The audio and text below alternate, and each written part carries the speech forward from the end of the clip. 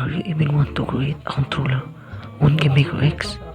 I think this video you need because I can give you some controller tutorial. So I hope this is can help you, and please give this a video a like because I need that so much. And before we leave, please finish this video because I gonna show you on how you can set up your joystick.